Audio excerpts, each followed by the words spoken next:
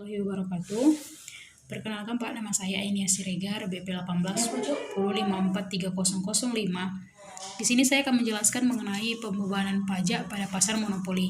Seperti yang kita ketahui bahwa dalam pasar monopoli terdapat satu penjual dan banyak pembeli, yang mana syarat terciptanya dari pasar monopoli yang pertama itu adalah memiliki sumber daya yang unik, perusahaan menikmati skala ekonomis, mendapatkan hak monopoli dari pemerintah, hak paten dan hak cipta, dan memungkinkan untuk menetapkan kebijaksanaan pembatasan harga atau limit pricing policy. Agar harga yang ditetapkan tidak merugikan konsumen dan keuntungan yang diperoleh tidak hanya dinikmati oleh monopolis, maka di sini ada campur tangan oleh pemerintah, yaitu melalui pengaturan harga dan pengaturan perpajakan. Mana yang akan kita bahas di sini mengenai pengaturan perpajakan yang sering dianggap sebagai alat pengaturan yang tepat untuk menghalangi sang monopolis untuk menikmati keuntungan sepenuhnya. Pengaturan pajak dibedakan menjadi dua. Yang pertama itu adalah lump sum tax, yang mana jumlah pajak tertentu yang dikenakan dengan tidak memperhatikan output yang dihasilkan. Contohnya saja biaya izin, yang mana jumlah pajak yang dikenakan tidak tergantung pada output, maka pajak tersebut merupakan biaya tetap bagi sang monopolis.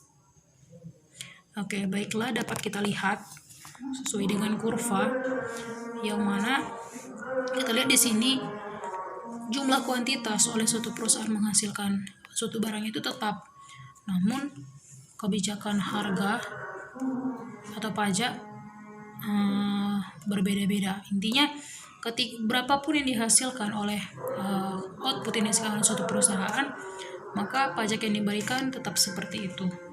Lalu di sini dapat kita lihat profit sebelum pajaknya itu, yaitu pada saat P0ABC. Namun ketika setelah ditetapkan pajak, maka profitnya menjadi P0AKL. Yang mana di sini terjadi pengurangan keuntungan sebesar LKBC.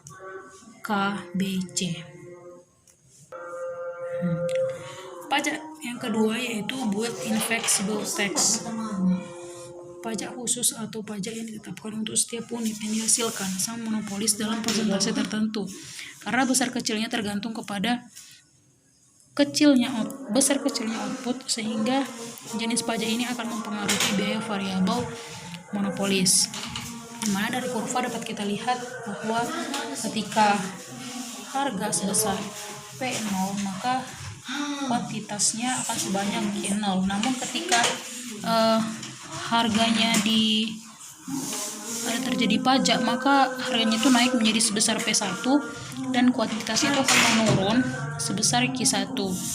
Dan di sini dapat kita lihat profit sebelum pajaknya itu adalah sebesar P0 DFB dan profit setelah pajak yaitu P1 CEA, dan dapat kita simpulkan bahwa harga meningkat sebesar P0 sampai dengan P1. Lalu kesimpulan dari pengaturan pemerintah itu, yang pertama, kebijaksanaan yang sangat efektif untuk menolong konsumen adalah pengaturan harga langsung, yaitu menentukan keuntungan monopolis dan menurunkan harga. Dan yang kedua itu adalah kebijaksanaan pengenaan pajak hanya dapat mengurangi keuntungan monopolis dan tidak efektif menurunkan harga, bahkan dengan pajak yang fleksibel dapat meningkatkan harga. Baiklah, sekian yang dapat saya sampaikan. Kurang dan lebihnya saya mohon maaf. Wassalamualaikum warahmatullahi wabarakatuh.